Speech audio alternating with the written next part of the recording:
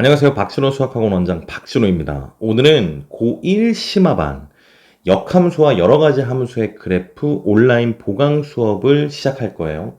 자, 일단 시작하기 앞서서 온라인 수업이 이게 상당히 집중하기가 힘듭니다. 이게 왜냐하면 제가 뭐 수업 시간처럼 드립을 칠 수도 있는 게 아니고, 그리고 계속 이것만 보다 보니까 이게 집중력이 흐려지고 막 졸리고 막 이래서 이게 수업을 듣기가 쉽지가 않거든요. 근데 이 코로나라는 워낙 이제 좀 특수한 상황이다 보니까 최대한 좀 집중하려고 노력을 하고, 그리고 지금이라도 잠깐 멈춰놓고 노트를 가져와서 직접 필기를 하면서 그러면서 좀 수업을 따라오는 게 좋을 것 같습니다. 아시겠죠? 집중해서 들으세요. 그럼 1번 역함수의 정의와 성질부터 한번 시작을 해볼게요. 요 수업을 하기에 앞서서 우리가 저번 시간에 뭐를 했었냐면은 그냥 함수에 대한 설명을 좀 배웠습니다. 함수가 뭐였었냐면 간단히 말하면은 그냥 두 xy의 관계식을 보여준 게 그냥 함수죠. 두 변수 xy의 관계식을 본 게 함수예요. 함수가 뭐였냐? 두 xy의 관계식을 나타낸 게 함수였고, 단순히 이런 관계가 아니고 어느 규칙이 담긴 상자에 x를 넣었을 때 y가 튀어나오는, 즉 넣어준 x와 튀어나온 y의 관계를 보여준 게 함수였어요. 이때 넣어준 x를 뭐라고 얘기했었냐면은 정의역 뭐 이렇게 얘기를 했었고, x를 딱 입력을 했을 때 어느 규칙에 의해서 이런 y가 튀어나오면 이 튀어나오는 y를 뭐라 그랬냐면은 치역, 이렇게 얘기를 했어요. 기억나시죠? 그리고 이 함수를 펑션의 약자 f를 써서 f라고 표시를 했고, 그리고 이 튀어나온 y를 뭐라고 얘기했었냐면은 함수의 결과라고 해서 함수값이라고도 쓰고, 또 규칙이 담긴 상자에 x를 넣어준 결과다 해서 fx라고도 이렇게 썼어요. 그래서 y는 fx라고 하면은 두 개가 이제 똑같은 의미를 갖는 이런 거였죠. 기억나시죠? 이게 함수였으면은, 그러면 역함수는 뭐냐? 함수 앞에 이제 역이라는 글자가 붙었으면 뭔가 뒤바뀌었다는 얘기죠. 그럼 뭐가 뒤바뀌었냐면은 정의부터 이제 결론적으로 얘기를 하면은 정의역과 치역이 바뀐 함수를 역함수라고 합니다. 즉 정의역과 치역이 뒤바뀐 이런 함수를 역함수라고 얘기를 해요. 눈에 보기 편하게 이제 그림으로 표시를 하면은 원래 함수에는 정의역 x를 넣어서 y가 튀어났단 말이에요. 그럼 역함수에는 반대로 치역 y를 넣어서 x가 튀어나오게 하는 이런 함수를 의미하는 게 역함수인 거죠. 그럼 역함수를 표시할 때는 어떻게 표시하냐? 기존 함수 f에서 위에 역수 표시를 이렇게 마이너스 1로 써주면은 이게 그냥 역함수를 표시하는 기호가 됩니다. 뭐 간단하죠? 그러면 아래 나와 있는 것처럼 좀 표현을 해보면은 원래 함수에서 f에다가 x를 넣어서 y가 튀어나온 게 이게 원래 함수를 표현하는 식이었으면은 역함수는 튀어나온 y를 넣어서 x가 나오게 하는 이런 함수가 역함수인 거예요. 그럼 밑에 써 있는 식을 한번 잘 보세요. 우리가 수학상에서 만약 여기서 이제 마이너스 1 역함수 기호가 없다면 y는 fx랑 x는 fy랑 두 식이 지금 있는 거죠. 우리가 수학상에서 도형이 이동 단원에서 이런 두 개의 관계식을 어떻게 얘기를 했었냐면은 지금 보면은 위에서 아래에 있는 식이 되기 위해서 뭐만 바뀌었죠? 그죠? 넣어준 x와 나온 y의 위치만 바뀌었죠. 도형이 이동해서 이런 식으로 x와 y의 위치가 바뀌는 걸 무슨 대칭이라고 했나요? 그죠? y는 x 대칭이라고 했어요. 그러면 결국 이 역함수식을 구하기 위해서는 뭐를 해주면 되냐? y는 x 대칭을 해주시면 됩니다. 넣어준 x와 튀어나온 y의 위치만 바꿔서 튀어나온 y를 넣고 넣어준 x가 나오는 이런 함수가 역함수니까 넣어준 x와 튀어나온 y의 두 개의 위치만 싹 바꿔버리면 역함수식이 되는 거죠. 이해되셨죠? 그럼 요걸 좀 보기 편하게 쓸 거면 이제 이렇게 한번 써볼게요. 역함수는 결국 뭐냐? 이제 중요한 게 나옵니다. 역함수의 가장 중요한 성질은 뭐냐면은 원래 함수에 a를 넣어서 b가 나와서 fa가 b라고 칠게요. 근데 이 함수가 역함수가 있어요. 역함수가 있으면은 이 역함수에다가는 튀어나온 b를 넣었을 때 a가 나온다. 이렇게 표현을 해줄 수 있는 겁니다. 이게 굉장히 중요한 표현이에요. 뭐 당연한 얘기지만 이 두 식의 뜻이 다른 게 아닙니다. 만약에 역함수가 가지고 있다. 역함수가 있는 함수다. 그러면 FA가 B면은 이 역함수에는 B를 넣어서 A가 나온다. 이거는 두 개는 사실 표현은 다르지만 똑같은 의미를 가지고 있는 식인 거죠. 이해되셨죠? 그래서 이 성질 자체만 이용해서 푸는 문제가 굉장히 많아요. 예를 들어서 문제를 하나 써오면은, 자, 보세요. 만약에 fx가 뭐 2x-3, 자, 이런 식이라고 칩시다. 근데 만약에 문제에서 물어보는 게 역함수에 2를 넣은 결과가 뭔지 이렇게 물어봤다 쳐요. 그럼 얘는 어떻게 구할 거냐? 자, 역함수의 성질을 왼쪽 거를 잘 보고 한번 들어보세요. 제가 구하려는 녀석을 선생님이 A라고 한번 놔볼게요. A라고. 자, 이제 요 A 구하는 게 목적이에요. 그러면 역함수에 2를 넣어서 A가 나온다는 뜻은 같은 의미를 갖다 원래 함수식으로 바꾸면 어떻게 표현할 수 있냐? 원래 함수에는 A를 넣으면 2가 나온다는 이 의미랑 똑같은 의미죠. 이해되셨어요? 원래 함수에 A를 넣어서 2가 나오면은 역함수는 튀어나온 2를 넣었을 때 넣어준 A가 나오는 이런 관계식이 되겠죠. 그러면 이 식을 아래 있는 식으로 이렇게 바꿔주면은 우리가 fx가 2x-3인 걸 알고 있으니까 fa를 식으로 쓸 수 있게 돼요. 그러면 얘는 x 대신에 a를 넣으면 되니까 2a-3이 되겠죠. 얘가 지금 2가 되는 겁니다. 따라서 마이너스 3을 오른쪽으로 이항하면은 2a는 5니까 우리가 구하는 a가 뭐가 돼요? 즉 2분의 5가 되죠. 따라서 문제에서 물어본 것처럼 역함수에 2를 넣은 결과는 뭐가 되냐? 얘는 2분의 5가 되는 겁니다. 이게 답이 되는 거죠. 뭐 간단하죠. 그래서 역함수의 문제가 실제로 내신 문제 몇 문제가 출제가 될 거예요. 아마 두세 문제 이상 나올 수도 있습니다. 그럼 역함수 문제가 나오면 제일 많이 쓰이는 건 뭐냐? 방금 말한 것처럼 역함수의 정의를 그대로 표현한 요 식을 이용해서 푸는 문제가 제일 빈도수가 높을 거예요. 물론 뒤에서 역함수를 식으로도 구할 수 있고 그래프로도 구하는 방법이 나올 텐데 기본적으로는 요 역함수의 정의를 그대로 식으로 표현한 요 성질, 이게 제일 중요한 거를 잊으시면 안 됩니다. 되셨죠? 그럼 선생님이 방금 얘기를 할 때 이런 얘기를 했어요.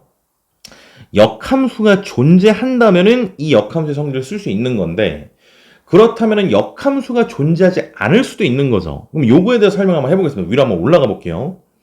우리가 앞에서 함수를 설명했을 때 함수를 이런 식으로 벤 다이어그램으로도 표현을 했습니다. 자, 요거 기억나시죠? 여기서 잠깐 선생님 수정을 한번 해볼게요. 여기 만약에 공역 부분에 7도 있다고 한번 쳐봅시다. 오른쪽 그림을 얘기하는 거예요. 원래 함수를 벤 다이어그램으로 표시하면은 이런 식으로 정의역에서 공역으로 향하는 그래프가 나오고, 그리고 선생님이 함수의 조건에 대해서 저번 시간에 얘기했던 거 기억나세요? 함수가 될 거면 조건이 뭐였죠? 그죠? 정의역 하나당 화살표를 하나씩만 보내는 이런 관계가 성립이 될 때가 함수예요. 정의역 하나당 넣었을 때 결과가 하나씩 대응되는 이런 관계를 만족하면, 이런 조건을 만족하면 함수라고 얘기를 하거든요. 그럼 역함수가 방금 배운 대로 넣어준 녀석과 나온 녀석의 위치를 뒤바꾼 게 역함수였으니까 x가 넣어주고 튀어나온 녀석이 y면 그럼 역함수는 반대로 y를 넣었을 때 x가 나오는 이런 함수가 역함수겠죠. 그럼 역함수대로면은, 자, 빨간색으로 한번 써볼게요. 역함수대로면은 원래 함수에 1을 넣어서 5가 나왔으면은 이 역함수에는 반대로 5를 넣으면 1이 나올 거예요. 원래 함수에 2를 넣어서 4가 나왔으면은 역함수에는 4를 넣어서 2가 나오고 6을 넣어서 3이 나오고 요런 함수가 되겠죠. 그럼 잘 보세요. 역함수 기준으로 한번 밟을게요. 이제 얘가 지금 정의역이 되는 겁니다. 얘가 정의역이 되는 거고 반대로 얘가 지금 공역이 되는 거예요. 물론 이제 화살표를 받는 녀석은 치역이지만 뭐 일단 이렇게 한번 써보겠습니다. 그럼 역함수 빨간색 기준으로 봤을 때 이게 함수라고 얘기를 할 수 있냐? 보면은 얘는 어때요? 함수의 조건을 만족하지가 않죠. 왜요? 선생님 방금 함수의 조건을 뭐라 그랬냐면은 정의역 원소 하나당 화살표를 하나씩 보낼 수 있을 때 이게 함수의 조건이라고 그랬거든요. 그럼 이제 원래 넣어준 녀석과 나온 녀석의 위치가 뒤바뀐 역함수를 보면 이제 이 y 부분이 정의역이 되는 건데 정의역 원소가 몇 개 있죠? 4개가 있습니다. 4, 5, 6, 7. 그러면 4, 5, 6 같은 경우는 화살표를 하나씩 보낸 게 맞아요. 근데 7은 어때요? 화살표를 안 보냈죠. 함수의 조건을 만족하지가 않는 거예요. 이해되셨어요? 따라서 역함수가 존재할 거면은 이렇게 남는 녀석이 생기면 안 되죠. 그러면 어떻게 돼야 되냐? 요 7이라는 녀석을 지워버리면 됩니다. 이런 경우는 역함수의 정의역 4, 5, 6이 전부 다 화살표를 하나씩 보내는 함수의 조건을 만족하게 되는 거예요. 이해되셨어요? 따라서 역함수가 존재하려고 한다. 역함수가 존재할 거면은 선생님이 저번 시간에 1대1 대응 설명을 할 때 이걸 충분히 얘기를 했었는데 다시 한번 복습을 하겠습니다. 역함수가 존재할 거면 이런 식으로 남는 공역의 원소가 없어야 됩니다. 따라서 이 함수는 항상 어느 함수여야 역함수가 생기냐? 그렇죠. 1대1 대응이어야 되는 거죠. 이해되셨어요?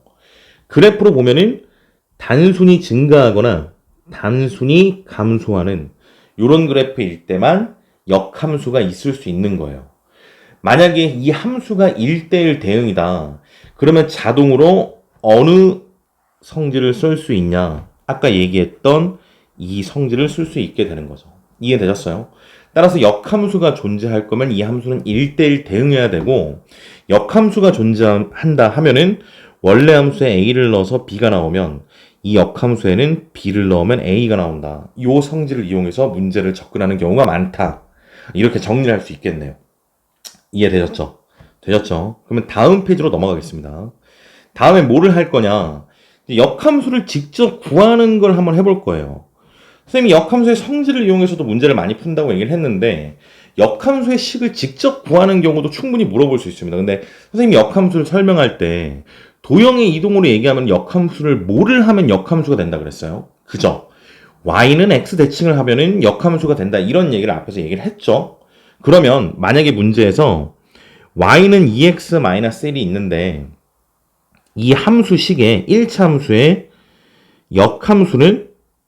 역함수식은 이런 문제가 나왔다 쳐볼게요. 굉장히 단순합니다. 역함수를 구할 거면은 y는 x 대칭을 하면 되기 때문에 얘를 y는 x 대칭, 즉 x와 y의 위치를 바꿔볼게요. 그러면 x는 2y-1 이렇게 쓸 수 있습니다. 그러면 얘를 y는 형태로 정리를 해주면 그게 뭐가 되는 거예요? 그죠? 역함수가 되는 거죠. 한번 해볼게요.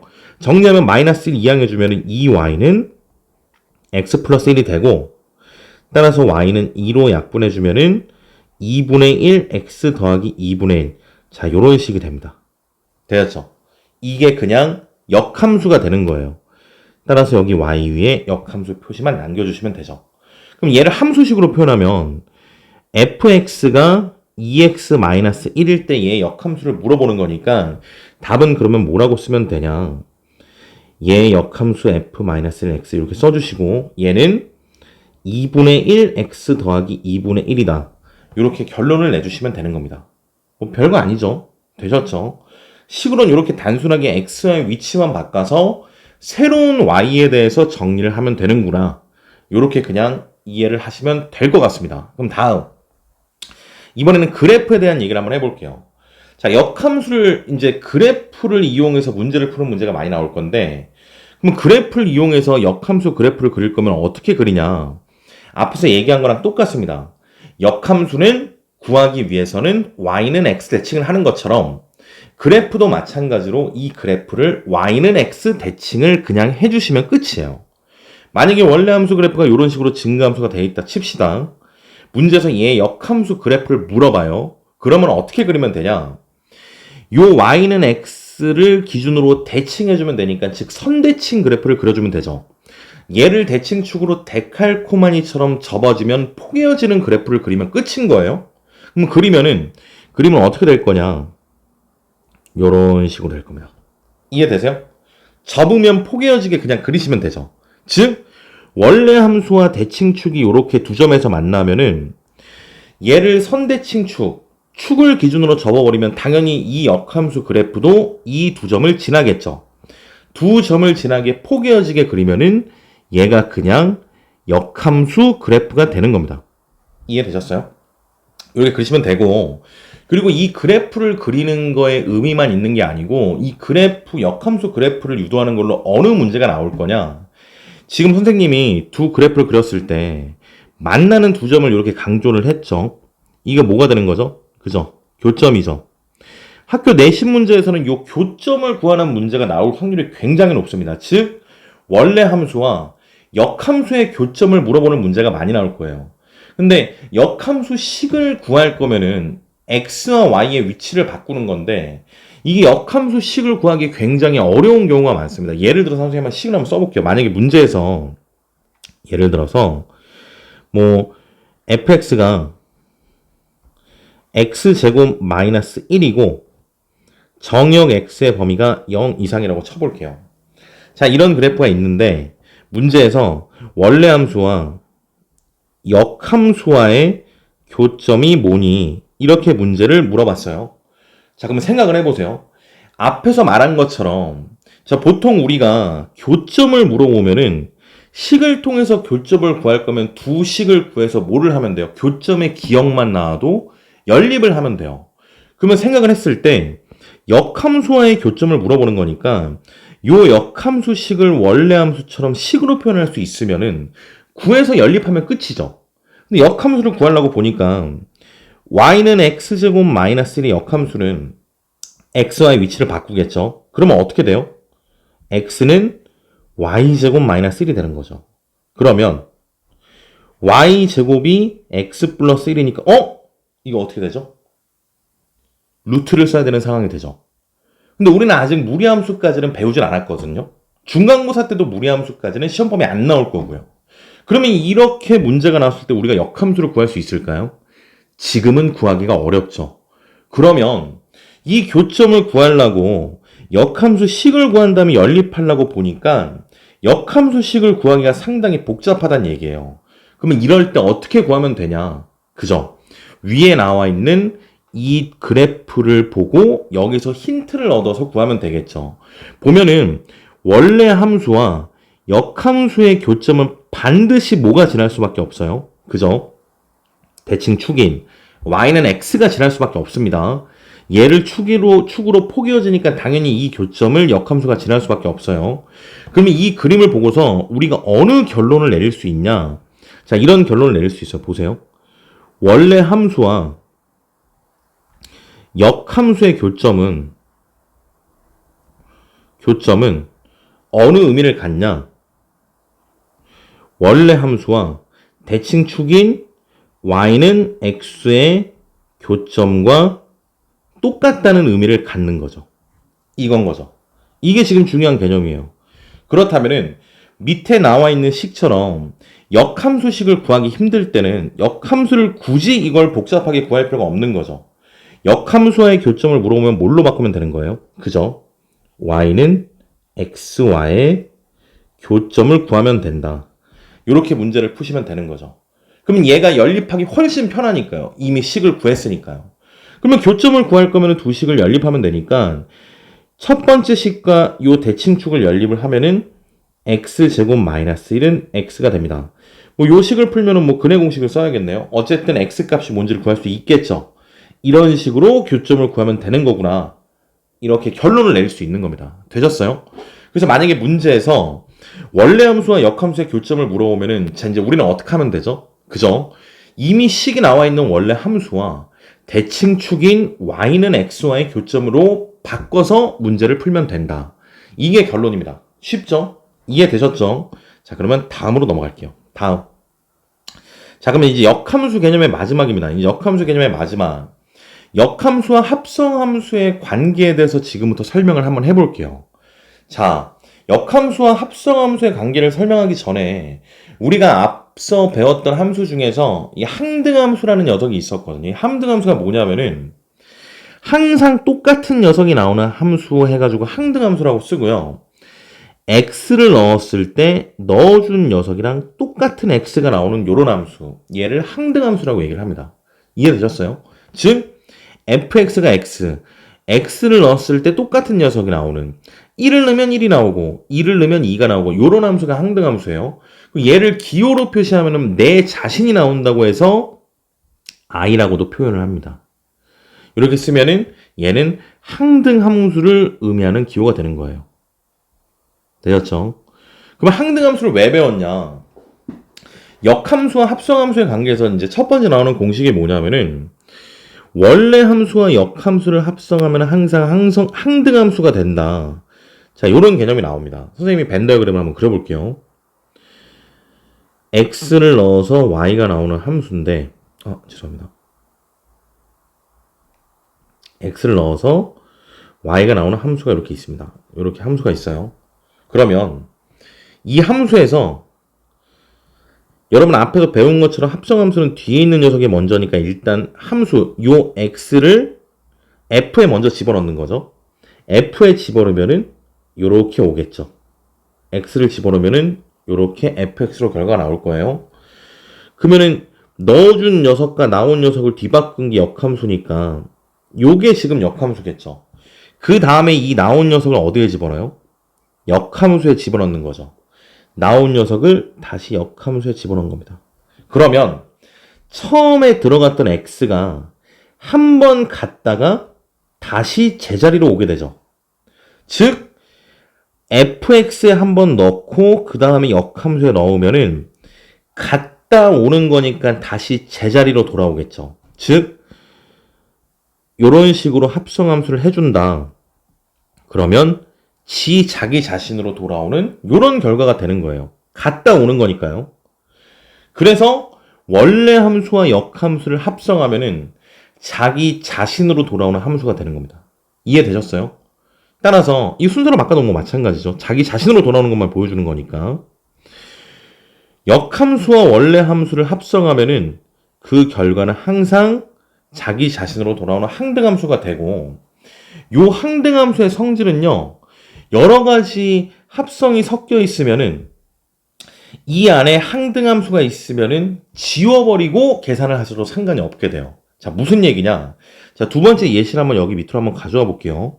두 번째 예시를 가져오면은 이번엔 어떻게 돼 있냐면은 처음에 f에 넣고 다음에 역함수에 넣고 이번에 g라는 함수에 넣었을 때 이게 지금 어느 함수가 되는지를 보려고 하는 거예요. 근데 선생님이 방금 배운 것처럼 원래 함수와 역함수를 합성하면 뭐가 된다 그랬죠? 항등함수가 된다 그랬어요.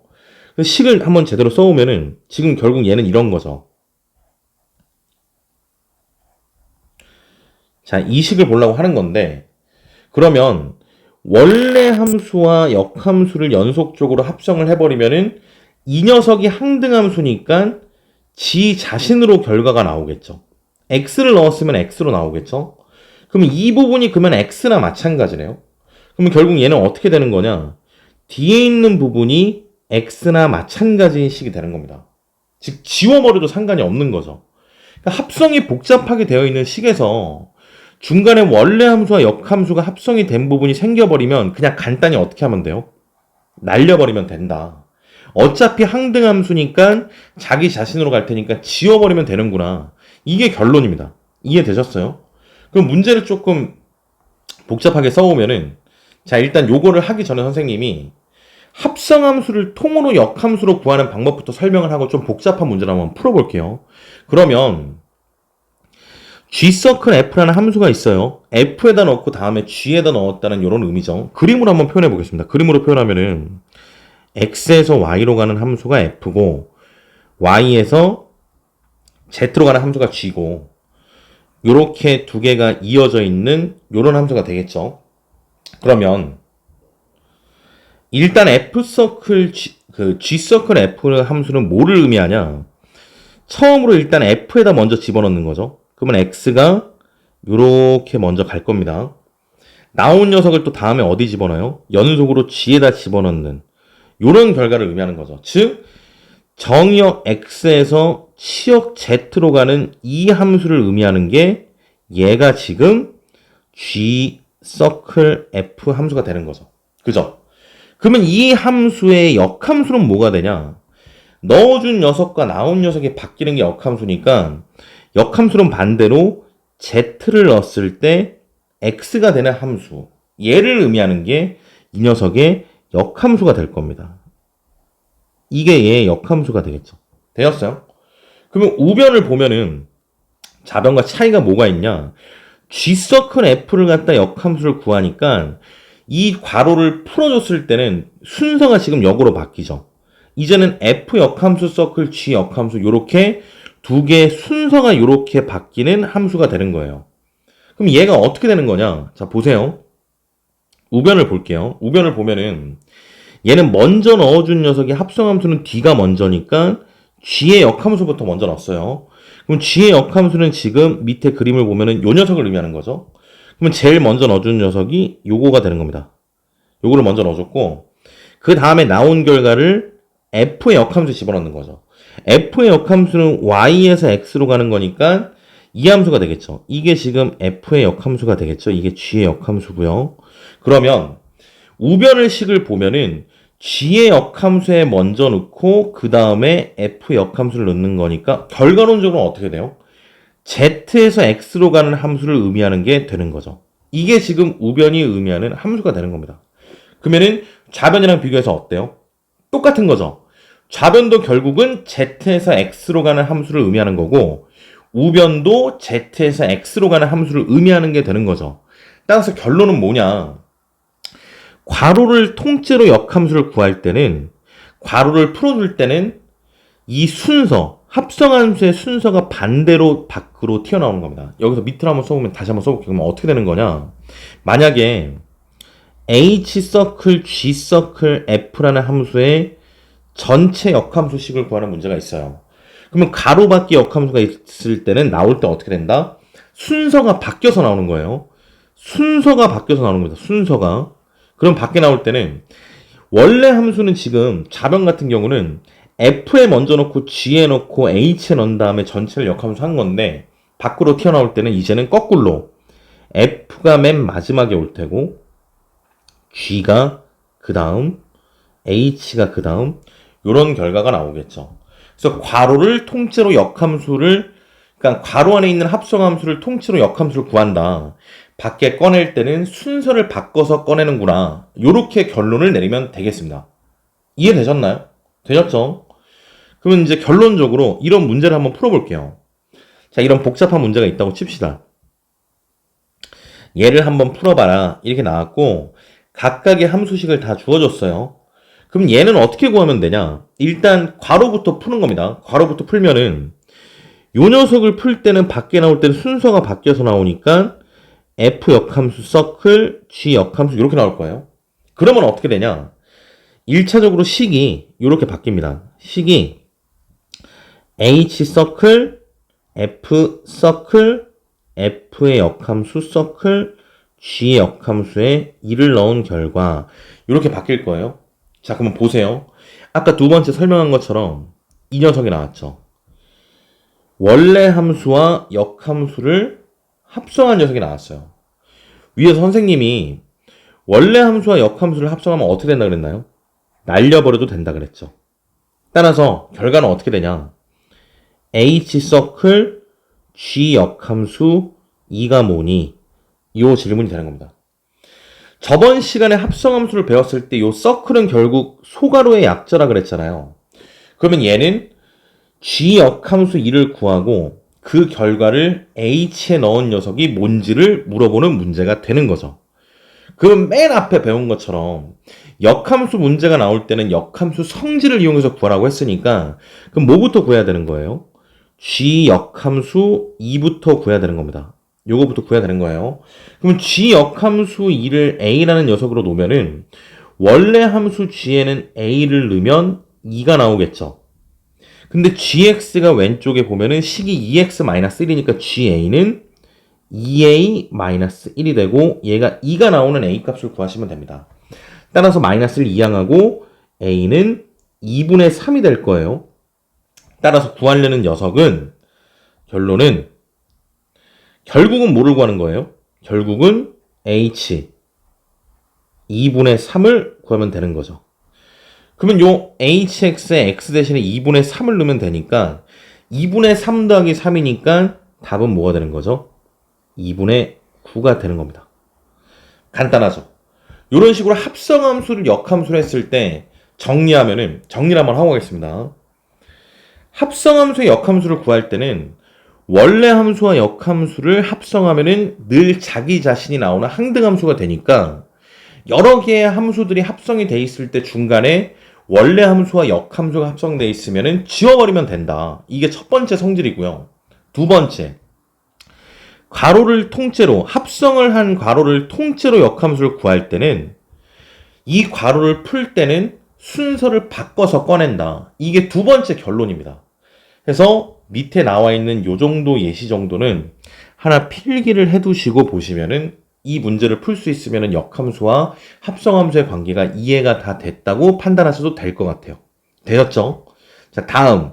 그러면 일단 역함수는 끝났어요. 이제 역함수는 끝났고, 이제는 뭐를 할 거냐? 이제는 그 다음 소단원, 여러 가지 함수의 그래프를 설명을 한번 해볼 거예요. 근데 이거 보시면 알겠지만 이거 전부 다 앞에서 우리 수학상을 할 때 대칭 설명할 때 이미 다 얘기했던 건데 복습 차원에서 한번 몇 가지만 설명을 한번 하고 가볼게요. 거의 다 끝났어요. 좀만 힘내세요. 자, 그럼 보면은 첫 번째 절대값 그래프부터 설명을 한번 해볼 겁니다. 절대값 그래프부터. 절대값 그래프를 그리는 방법은 고등수학에서 두 가지가 있습니다. 첫 번째, 대칭을 이용해서 구하는 방법이랑 범위를 나눠서 구하는 방법이 있는데요. 이번 시간에는 대칭을 이용해서 그리는 이 방법만 먼저 설명을 한번 해볼게요.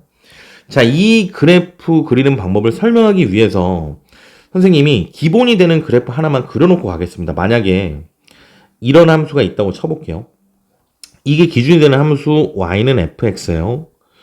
자, 그럼 이걸로 절대값 그래프를 어떻게 그리냐? 자, 첫 번째, fx의 통째로 절대값이 되어 있는 이런 그래프를 그리는 방법입니다. 예를 들어서 일반식으로 쓰면 이런 거예요. y는 절대값 x제곱 마이너스 2x 더하기 3, 뭐 이런 거죠. 2차 함수식의 전체 우변에 통째로 절대값 씌워져 있는 이런 그래프를 그릴 때요. 물론 이 그래프는 아니고요. 그럼 그래프는 어떻게 그리냐? 자, 그래프 형들 봐보세요. 이 함수식을 보면은 지금부터 제가 그릴 그래프는 이 우변에 통째로 절대값을 씌운 거기 때문에 절대값을 씌운 값은 음수가 될 수가 없죠.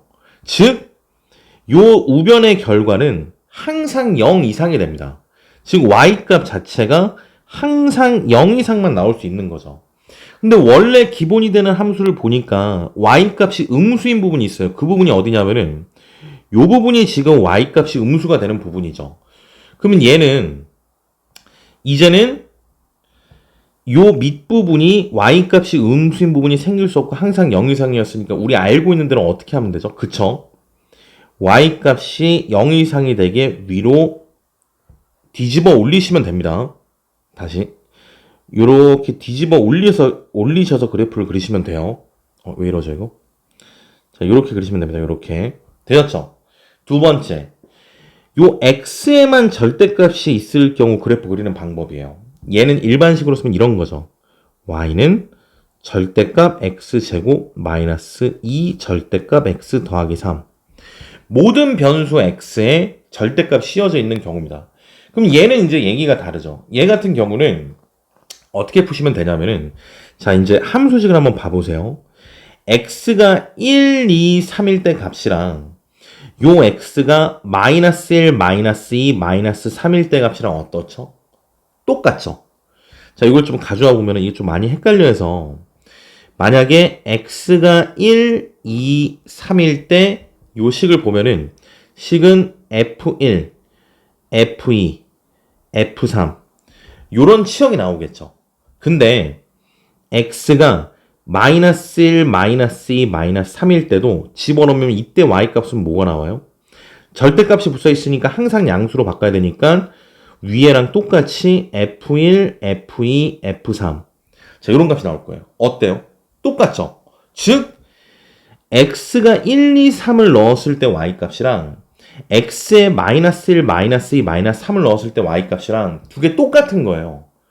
0을 기준으로 해서 0 이상인 수 1, 2, 3을 넣었을 때랑 0 이하인 수 마1, 마2, 마3을 넣었을 때랑 y값이 똑같은 거면은 즉 만약에 지금 1, 2, 3을 넣으면은 그래프가 왜 자꾸 이런지 모르겠네요. 이런 왜 이러죠? 친구 이러지 마세요. 요런 그래프가 이게 지금 원래 함수의 기본에서 x값이 0 이상인 녀석을 그린 부분이 요거죠. 그럼 예를 들어서 이게 1이고 2고 3이라고 쳤을 때 1일 때, 2일 때, 3일 때 값이랑 마이너스 1일 때, 마이너스 2일 때, 마이너스 3일 때 값이 똑같다는 얘기는 뭐냐면은 그래프가 요 0이 되는 y축을, x값이 0이 되는 y축을 기준으로 요렇게 대칭이 된다는 의미가 되는 거죠. 그래서 요 변수 x에만 절대값이 있을 때는 그래프는 결론적으로 어떻게 그리면 되냐. x값, 양의 부분을 뭐 하면 되는 거예요? 그죠? y축 대칭해서 그리시면 되는 겁니다. 이해되셨나요? y축 기준으로 대칭을 하되 0 이상인 부분을 y축 대칭해서 그리면 되는 거예요. 되셨죠? 됐죠? 그럼 마지막 세 번째. 이 세 번째는 파란색으로 한번 써보겠습니다. 파란색으로 쓰면은 얘는 지금 여기 좀 지워졌는데 y에다가만 절대값이 붙어있을 때 그래프예요. 얘는 2번, 두 번째 설명한 그래프랑 어떨까요? 똑같겠죠? 지금 왼쪽에 있는 녀석을 보면 x에만 절대값이 있으면은 x값 양의 부분을 y축 대칭해서 그린 거죠. 그러면 이번엔 y에만 절대값이 있다. 그러면 이 그래프는 어떻게 그리면 되냐? 여기서 두 번째 부분이랑 x의 위치만 바꾸면 돼요. 얘는 y의 0 이상 부분, 그 편이상 양의 부분이라고 쓰겠습니다. y값 양의 부분을 x축 대칭 해주시면 됩니다. 즉 그래프를 한번 표현해 보면은 원래 함수 그래프의 y값이 양의 부분은 여기죠. 여기. y축 양의 부분은 밑에 부분은 그리면 안 되죠. 이 녀석을 뭐 해주면 되냐? x축 대칭해 주시면 돼요. 이 항아리 모양이 나오겠네요. 되셨나요? 이런 식으로 그림을 그리시면 돼요. 이게 막 복합적으로 섞여서 나올 수도 있습니다. 이제 밑에 한번 그려볼 건데 결론을 지으면은 fx의 통째로 절대값이 있을 때는 x값 양의 부분을 위로 올리면 되는구나.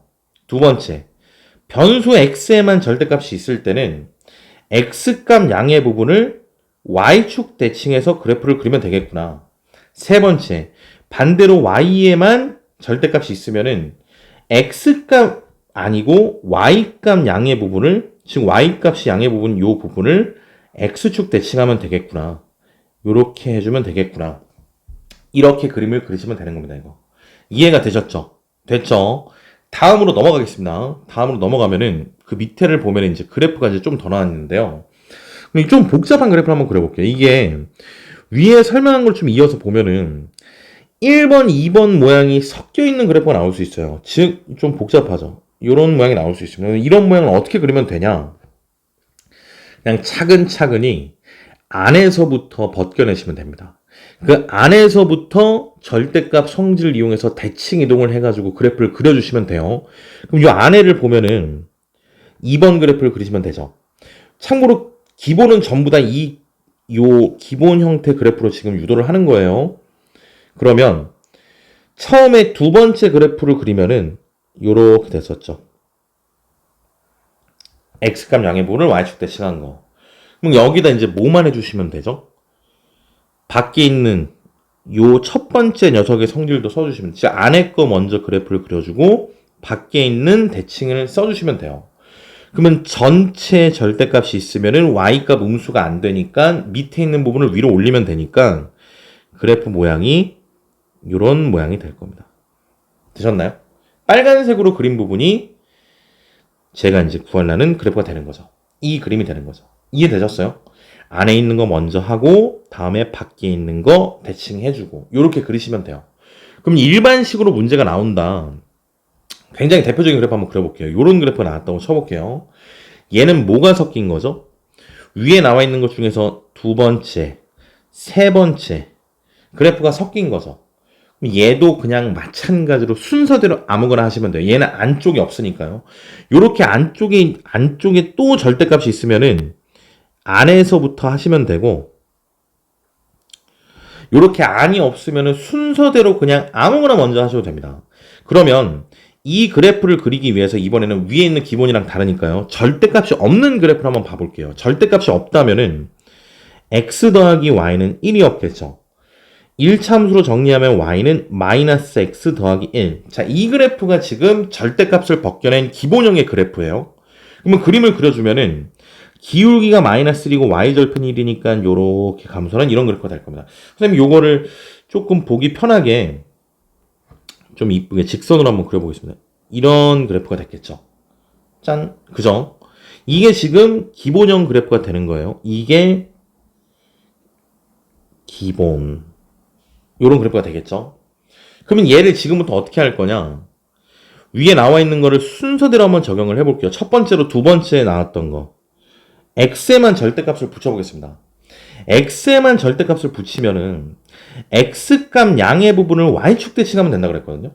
그럼 여기서 x값 양의 부분은 지금 여기서 x값 양의 부분은 요만큼이에요. 요만큼이에요. 얘를 y축 대칭하면 되니까 그래프 모양은 어떻게 될 거냐면은 요렇게 될 겁니다. 요렇게 되겠죠. 위로 V자 모양이 되겠죠. 그죠? 그 다음 이번에는 순서대로 다음 녀석 색깔을 요걸로 한번 해보겠습니다. 여기 y에다가 절대값을 붙여볼게요. 세 번째 설명했을 때 위에 부분 보면은 y에만 절대값이 있으면은 y값 양의 부분을 x축 대칭을 했거든요. 그럼 y값 양의 부분은 이제 어디예요? y값 양의 부분은 잠시만요. 요 부분이 되죠. 요 부분이 되죠.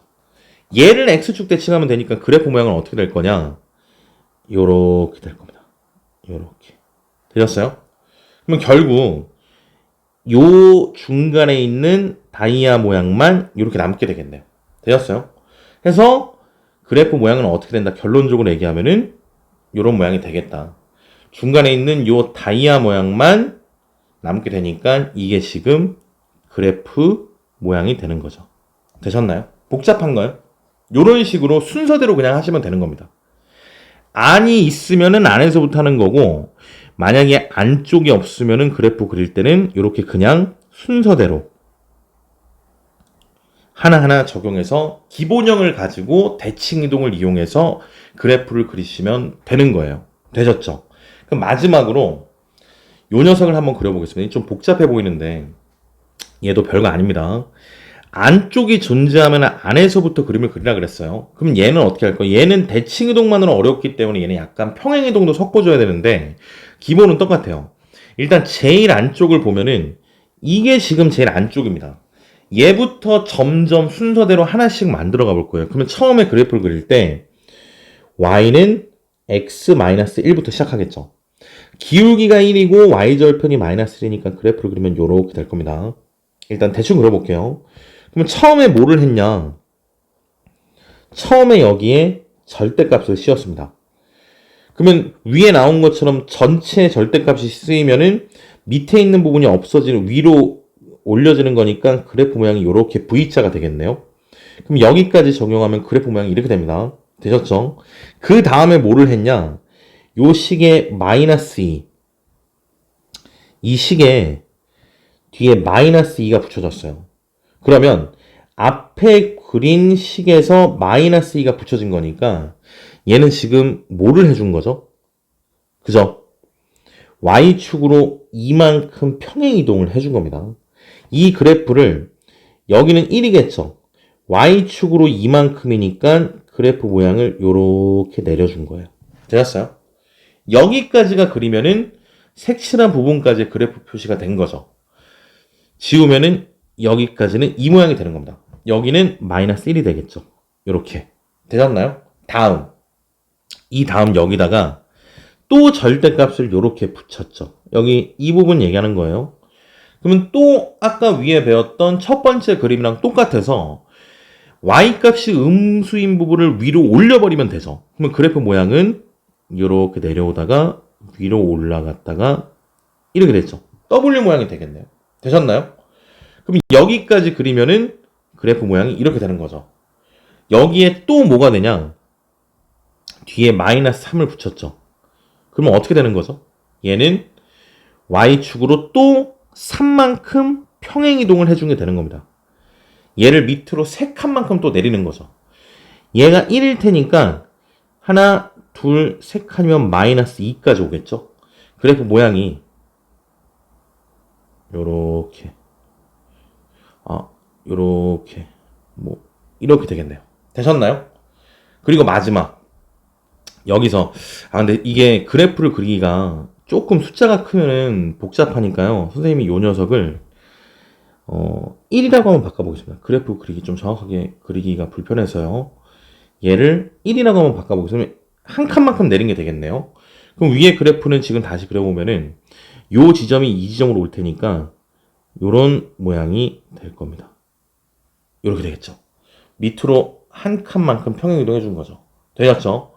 그러면은 앞에 있는 그래프를 그리면은 여기까지의 그래프가 이런 모양이 되겠죠. 여기에 만약에 마지막으로 절대값을 하나 더 붙인다. 요렇게 한번 그려볼게요. 그러면 마지막으로 여기까지 절대값을 붙인다고 했을 때 그럼 얘 그래프는 다시 뭐를 해주면 되나요? y값 음수인 부분을 위로 올리면 되니까 이런 그래프가 될 겁니다. 이렇게. 이런 그래프가 되겠죠. 결론은 이런 모양이 되는 거죠. 되셨어요? 그래서 최종적으로 안에서부터 순서대로 그래프를 그려가면은 이런 모양이 될 겁니다. 이 정도까지는 여러분이 위에 나와 있는 방법, 대칭을 이용해서 안에서부터 천천히 만들어가면 그릴 수 있는 게 되는 거죠. 집에서 한번 직접 그려보세요. 아시겠죠?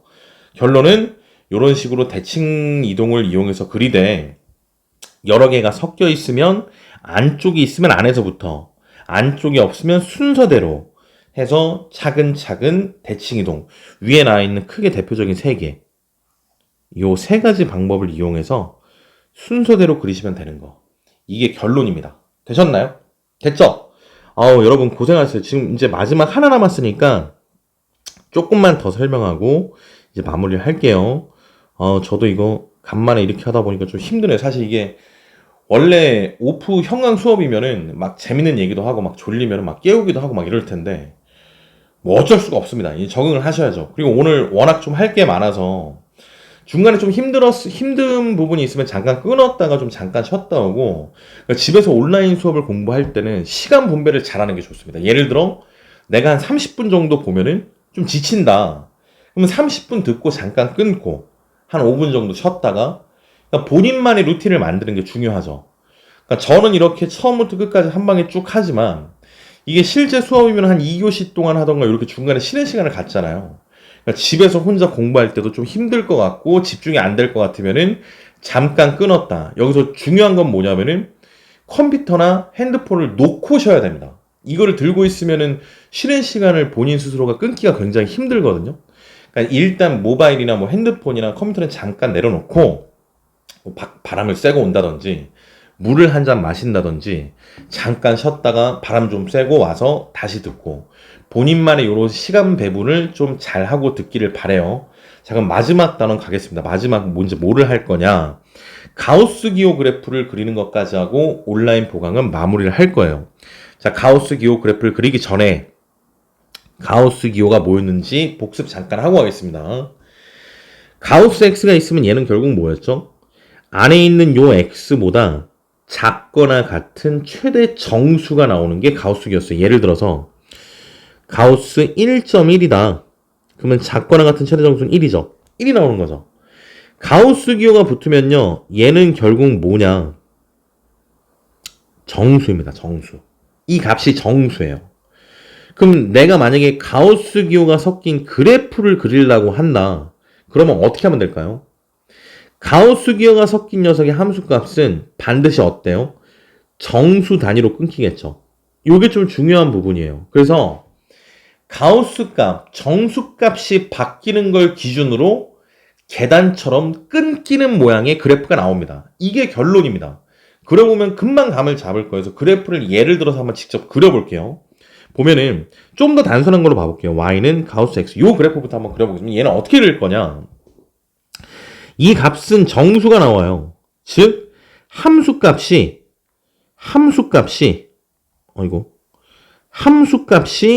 정수가 나옵니다. 계단형으로 끊긴다는 얘기죠. 가우스 x가 이 자체로 그냥 함수가 되면은 자 이런 거예요. 보세요.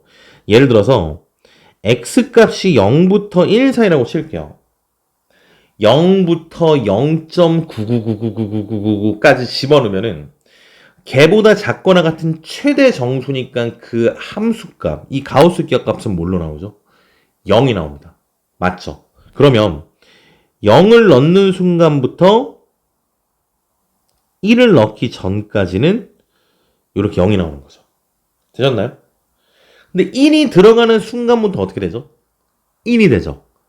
1부터 1.99999까지는 함수값이 이제 뭐가 되는 거예요? 가우스 기호값이 1이 되는 거죠. 즉 1부터 2까지는 함수값이 얘 자꾸 이런가요?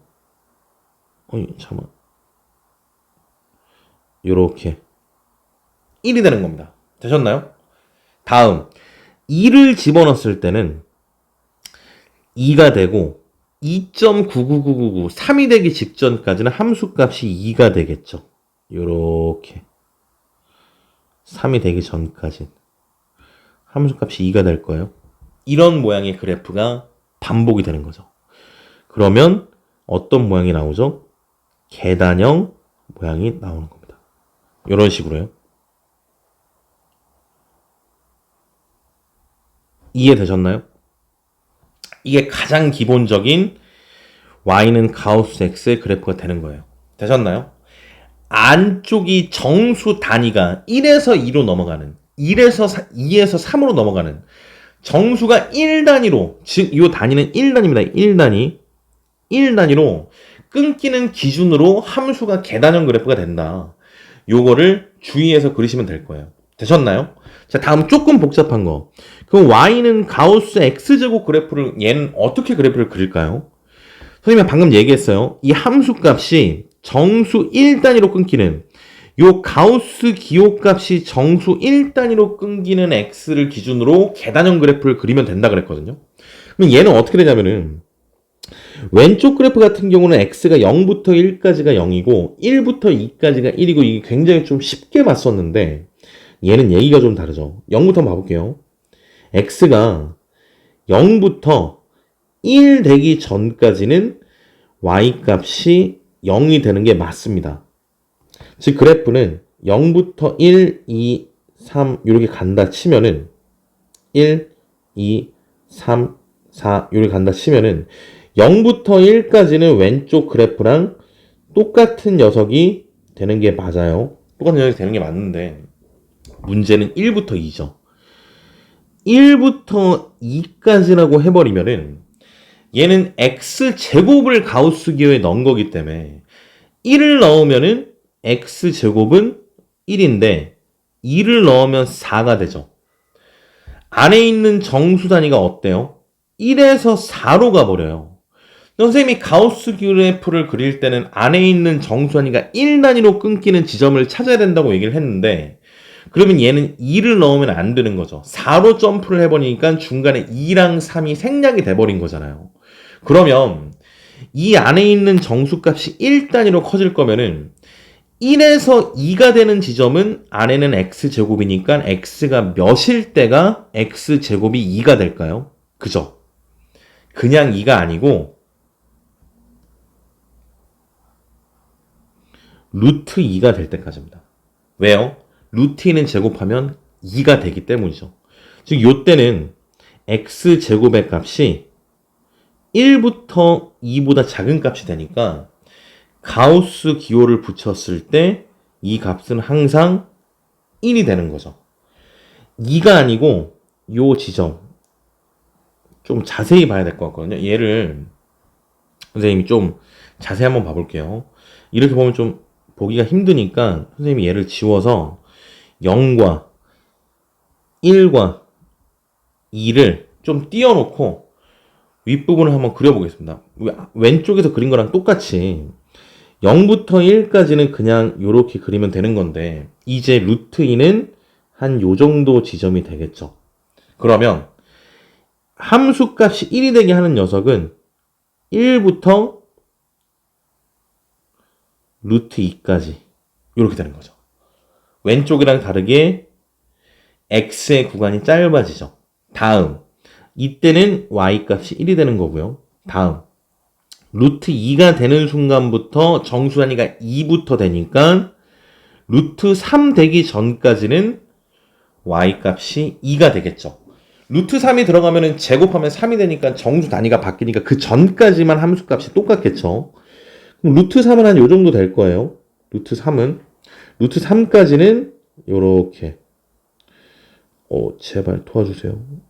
자꾸 이상하네 이렇게. 이렇게 되겠죠. 다음. 사실 루트 2가 1.4 정도 돼서 좀 더 안쪽으로 와야 되는데, 선생님 요거를 2로 한번 이렇게 바꿔보겠습니다. 그러면 마지막 한번 더 그려볼게요. 그러면은 다음 루트 3이 되는 순간부터 제곱하면 3이니까 2는 제곱하면 4니까 2가 되기 직전까지는 제곱이 3이 되니까 y 값이 3이 되겠죠. 그래프를 그리면은 요렇게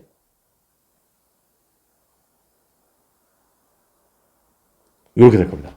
되셨나요? 이런 모양이 되겠죠. 왼쪽이랑 달라지는 걸 이해하셨어요? 즉 가우스 기호 그래프를 그릴 때는 가우스 안에 있는 요 녀석이 정수 1단위로 값이 끊기는 것을 감안해서 계단형을 그리되 어느 순간 1단위로 그리는지 그 지점을 파악을 잘 해서 그려야 된다. 이런 식으로 안에 있는 가우스 기호 안에 있는 x제곱이 어느 순간부터 정수 단위가 1이 끊기는지 지점을 잘 파악해야 되는 거. 요게 가우스 기호를 그리는 방법입니다. 되셨나요? 그러면 여기서 이제 왼쪽을 잠깐 그려볼 건데 이 왼쪽 부분은요.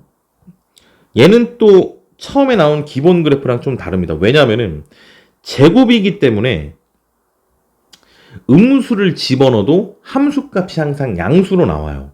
즉 0부터 마이너스 1이 되기 전까지 집어넣으면은 마이너스 0.2 같은 걸 집어넣었을 때 이렇게 한번 그려볼게요. 봐보세요. y는 마이너스 0.2의 제곱 얘를 그려본다 치면은 제곱하니까 마이너스 날라가고 이 안에가 마이너스가 날라가고 0.04 이렇게 되겠죠. 그럼 0.04보다 작거나 같은 최대 정수는 어때요? x값이 양수일 때랑 똑같이 0이 되는 겁니다. 이렇게. 되셨나요? 그럼 왼쪽도 이렇게 이어져서 이렇게 되는 거죠. 다음. 얘도 마찬가지로 이렇게 대칭형으로 가겠죠. 이런 그래프가 되겠죠. 되셨나요? 해서 y는 가우스 절대값 x제곱의 그래프를 그리면은 결론적으로 이렇게 y축 대칭인 계단형 그래프가 나오는 거고 그리는 방법은 가우스 내부가 정수 1단위로 끊기는 x값의 지점을 잘 파악해서 범위를 잘 나눠서 계단형 그래프를 1단위로 그려준다. 이게 결론입니다. 조금 어렵나요? 집에서 직접 한번 그려보시면은 그리고 나눠준 문제를 풀어보시면은 생각보다는 뭐 쉽게 풀 수 있을 거예요. 되셨나요? 여기까지가 오늘 보강의 마지막입니다. 끝이에요. 그러면 나눠준 프린트랑 센 함수 파트 끝까지 C단계 제외하고 이제 문제를 풀 수 있을 겁니다.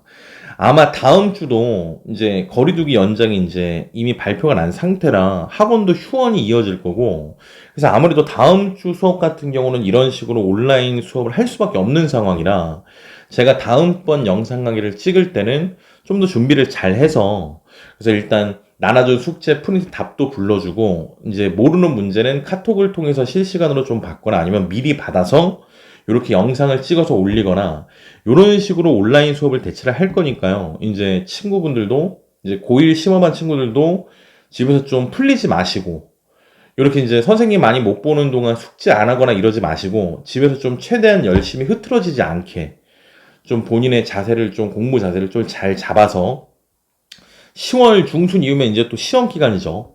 시험이 이제 한 달 조금 넘게 남았으니까 남은 시간 동안 좀 열심히 공부를 해서 2학기 첫 시험 잘 볼 수 있게 그러니까 본인 스스로 좀 관리를 잘 하시길 부탁드립니다.